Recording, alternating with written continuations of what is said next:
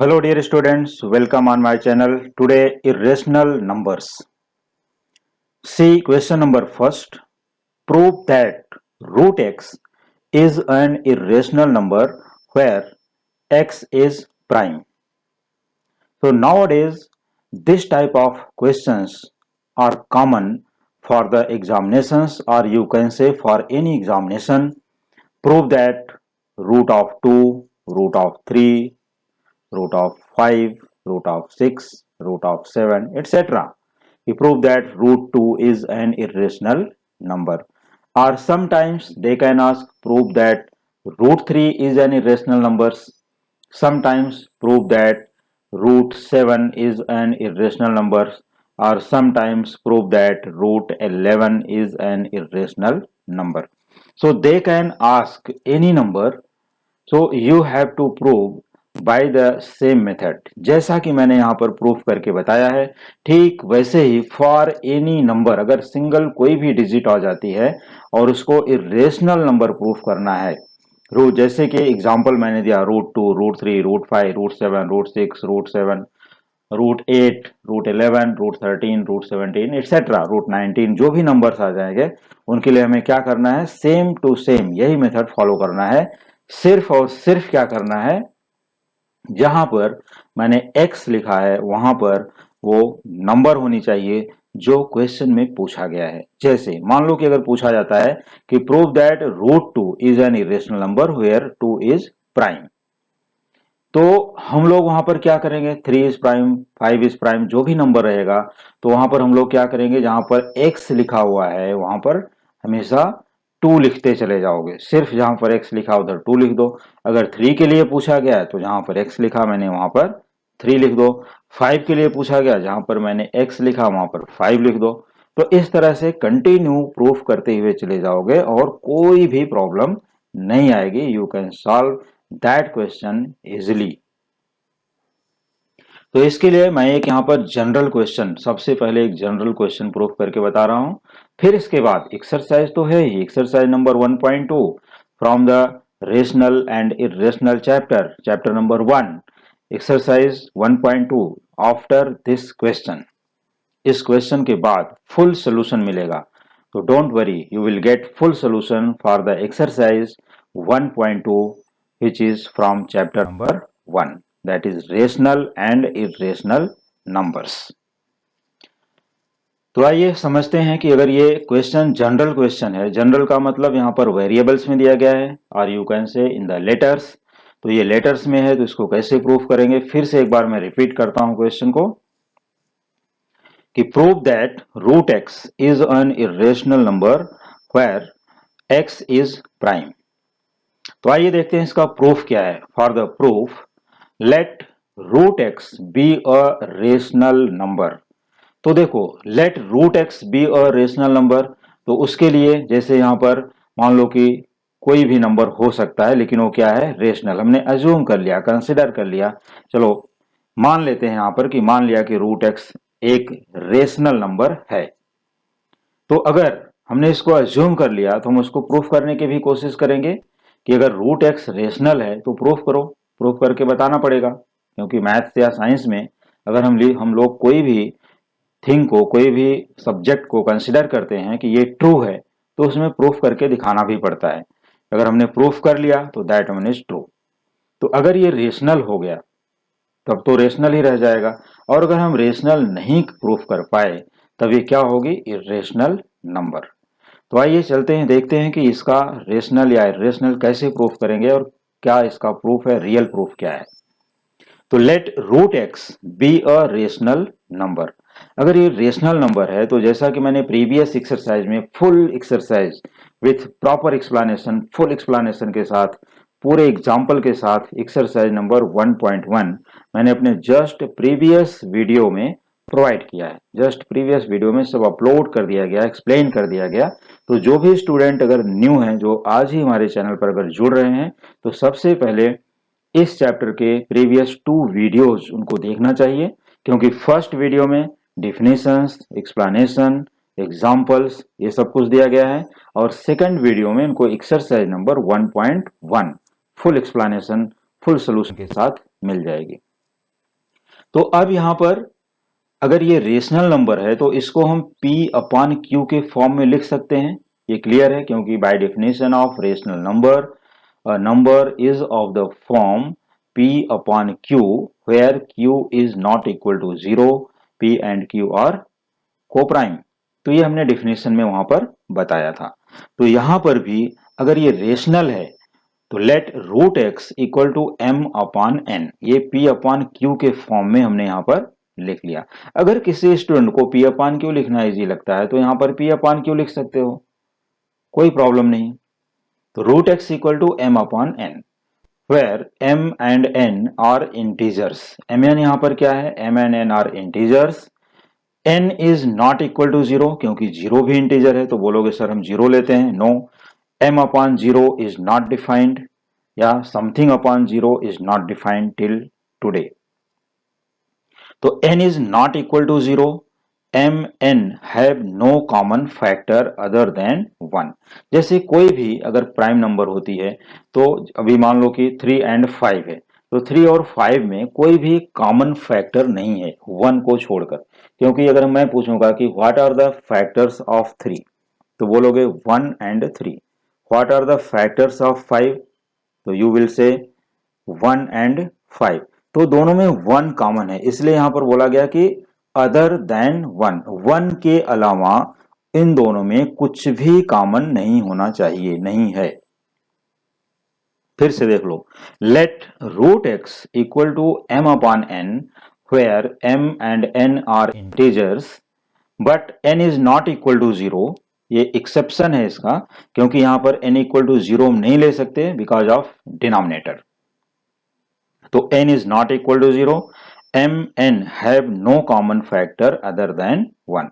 क्योंकि अगर common factor हो गया तो फिर उसका मीनिंग चेंज हो जाता है, इसलिए यहां पर बोलना पड़ेगा कि m and n have no common factor other than 1। फिर से समझ लो कि समथिंग अपॉन 0, 0 क्यों नहीं ले सकते, क्योंकि अगर कोई भी रेशियो, कोई भी फ्रैक्शन यहां पर हम लोग लिखते हैं या कोई भी रेशनल नंबर और वहां पर डिनोमिनेटर 0 देते हैं तो that one is not defined. तो वो नंबर को हम डिफाइन नहीं कर सकते, उसका वैल्यू जो होता है अभी तक नॉट डिफाइंड है और इन्फिनिटी यू कैन से। तो यहाँ पर जो वैल्यू आएगी वो हम 0 नहीं लेंगे, 0 के अलावा कुछ भी हो सकता है, 1 2 3 4 5 6 7 एंड सो ऑन। कोई भी इंटीजर्स नेगेटिव पॉजिटिव भी हो सकते हैं, लेकिन 0 नहीं लेना है। और दोनों में nothing is common other than 1। ये क्लियर हो गया। अगर ये दो बातें हमारी क्लियर हो गई तब समझो कि ये क्वेश्चन का 25% पार्ट समझ गए। अब हम लोग चलते हैं आगे। तो आगे क्या करना है, देखो root x equal to M upon N. M upon N के बारे में मैंने सब कुछ एक्सप्लेनेशन बता दिया यहाँ पर, वो अच्छे से देख लो, समझ लो। अब on squaring both sides we get, तो यहाँ पर रूट है, इसके लिए हम लोग क्या करेंगे, squaring on both sides for removing the roots, for removing the square root. तो यहाँ पर रूट को रिमूव करने के लिए, हटाने के लिए हम लोग यहाँ पर स्क्वायरिंग कर दिए। तो स्क्वायरिंग करोगे तो रूट तो हटेगा, तो देयरफॉर एक्स इक्वल टू, लेकिन राइट हैंड साइड में क्या हो जाएगा, स्क्वायर्स। तो M square upon n square, तो x equal to m square upon n square. तो देखो अगर m अपॉन एन में कुछ भी कॉमन नहीं है तो M square and N square में भी कुछ भी कॉमन नहीं आएगा। फॉर एग्जाम्पल अगर m की वैल्यू 3 है और n की वैल्यू है 5, तो हम लोग यहाँ पर पाएंगे 9 अपॉन 25। तो देखो अगर 3 एंड 5 में nothing is common other than 1, तो यहाँ पर भी 9 एंड 25 में nothing is common other than 1। तो सेम प्रॉपर्टी यहाँ भी फॉलो होती है। तो चलो हमें अभी यहाँ पर कुछ एग्जाम्पल लेने की जरूरत नहीं है, सिर्फ ये देखते हैं कि x equal to m square upon n square.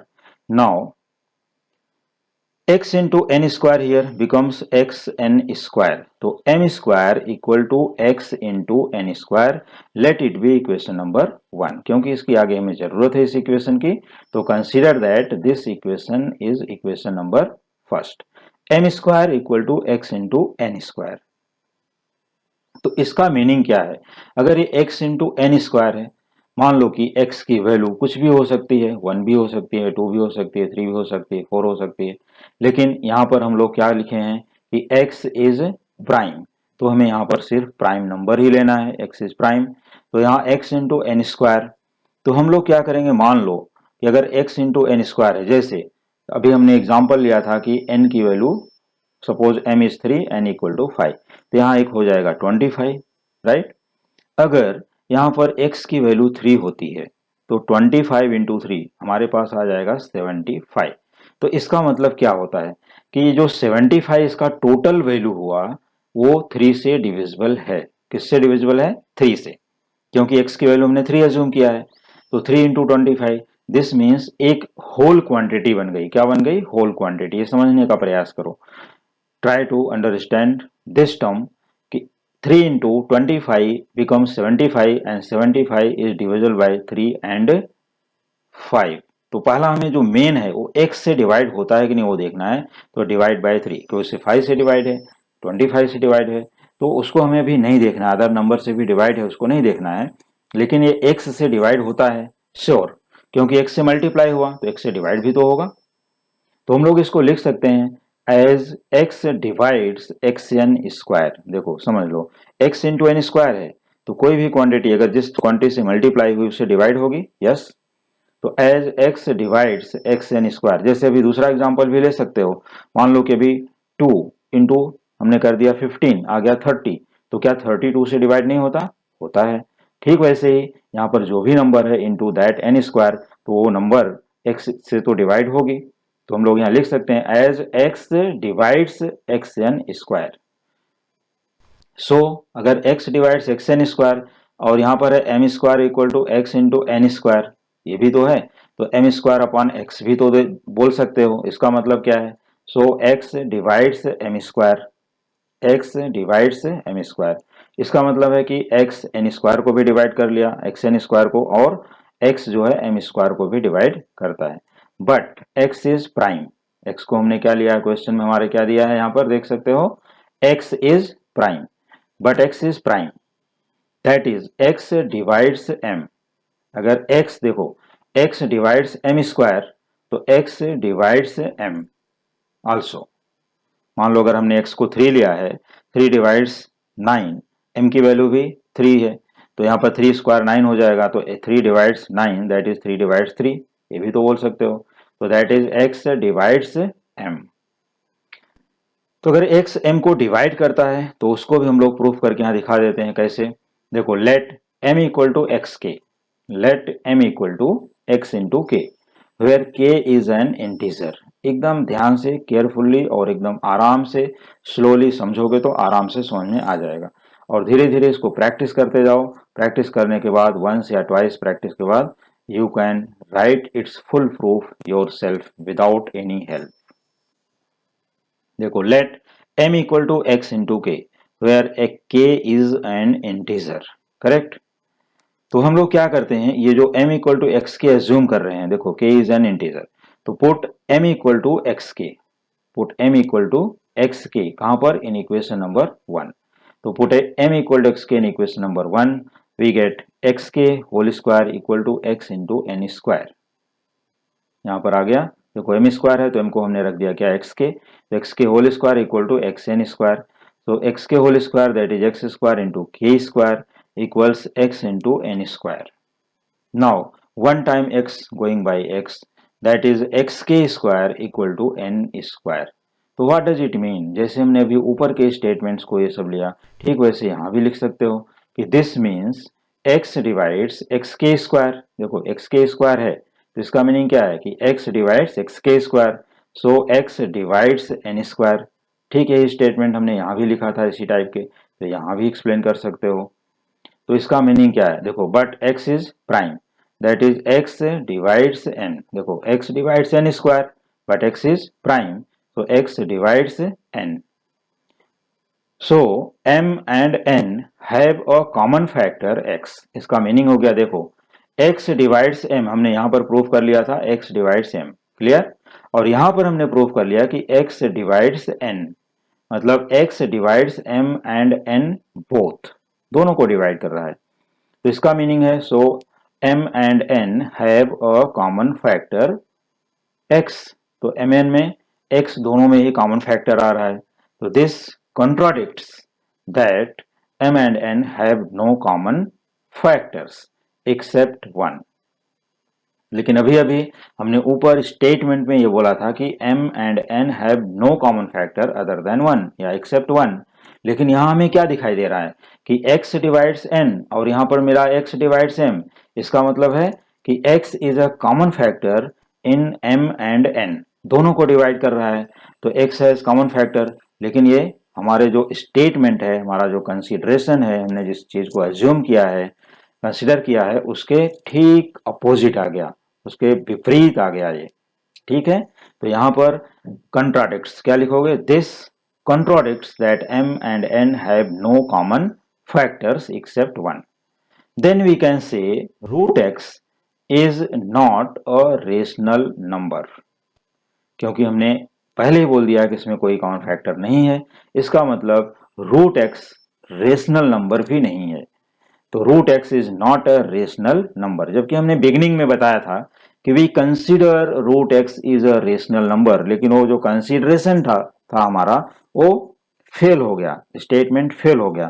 तो अगर ये रेशनल नंबर नहीं है तो क्या है? So we can say root X is an irrational number, hence proved. तो ये जो हमारा क्वेश्चन है यहाँ पर प्रूफ हो गया कि we can say root X is an irrational number, और बहुत ही अच्छे तरीके से यहाँ पर कंप्लीट हो गया है। तो इसको स्टूडेंट क्या करेंगे अभी? एटलीस्ट ट्वाइस और थ्राइस। अगर तब भी नहीं क्लियर होता तो try more times, but try practice it. तो ये हमने प्रूफ कर लिया कि we can say root X is an irrational number, hence proved. Similarly you can prove that root 2, root 3, root 5, root 7, root 8, root 11, root 13, root 17, root 19, etc. are irrational numbers। तो अब सिर्फ और सिर्फ यही करना है कि जो नंबर यहाँ पर आएगी वो नंबर को यहाँ एंट्री करना है, बाकी सब कुछ सेम लिखते हुए चले आओगे और ये सॉल्व हो जाएगा। लेकिन अगर कुछ भी डाउट है कि हम कैसे प्रूफ करेंगे, सर ने कोई भी एग्जाम्पल नहीं दिया है, सिर्फ और सिर्फ एक जनरल क्वेश्चन प्रोवाइड कर दिया है, तो don't worry, in the next video you will gate exercise 1.2 full solution with full explanation. तो उसमें पूरा का पूरा क्लियर हो जाएगा। ये तो जनरल क्वेश्चन है, जैसे अगर ये जनरल क्वेश्चन किसी ने प्रैक्टिस कर लिया तो इसके बेसिस पर, इसके अकॉर्डिंग किसी भी क्वेश्चन को सॉल्व कर सकते हो, इसके लिए प्रोवाइड किया गया। तो एक्सरसाइज जैसे ही मैं अपलोड करूंगा इमीडिएटली उसको प्रैक्टिस करोगे और समझ में आ जाएगा कि इस सबका स्टेटमेंट का मीनिंग क्या है और क्यों है। अब यहां पर हमने दो नोट्स भी दिए हैं कि ये नोट को समझना बहुत ही जरूरी है, क्योंकि इसी की हेल्प से हमने इस क्वेश्चन को सॉल्व किया। ये जो हमने यहाँ पर नोट लिखा है, ये स्टेटमेंट जो है ऑलरेडी ट्रू हैं, दोनों के दोनों स्टेटमेंट, और इसी के हेल्प से हम लोग ये टाइप के क्वेश्चंस को सॉल्व करते हैं या यू कैन से प्रूफ करते हैं। तो प्रूफ के लिए या सॉल्व के लिए हमें इसकी हेल्प होती है। और आइए देखते हैं कि नोट में हमने क्या प्रोवाइड किया है और इसका एक्सप्लेनेशन भी देता हूं। देखो note, first point, if a is any natural number and p is a prime number such that p divides a square then p divides a। ये एकदम रियल ट्रूथ स्टेटमेंट है। फिर से देख लो, if a is any natural number and p is a prime number such that p divides a square then p divides a। ये statement हो गया। और दूसरा स्टेटमेंट देखो, यही इसी के हेल्प से ये जो थ्योरम है या क्वेश्चन जनरल है इसको प्रूफ किया गया। और स्टेटमेंट नंबर 2 जो यहां पर दिया गया उसको भी देखो, इफ ए एंड बी क्या क्या है, if A and B are any natural numbers and P is a prime number such that P divides A B then P divides A or P divides B or P divides both। ये statement है। तो both the statement are true. Already इनको proof भी देख सकते हो, proof भी कर सकते हो या समझ सकते हो एग्जाम्पल के साथ। तो ये सब का एक्सप्लेनेशन और इस टाइप के क्वेश्चन का एक्सप्लेनेशन मैं फिर से exercise number 1.2 means coming video में लेकर के आ रहा हूं। तो उस वीडियो का वेट करिए और वो सून ही अपलोड होगा, सून प्रोवाइड करूंगा मैं इसको, बहुत जल्द से जल्द ही अपलोड हो जाएगा।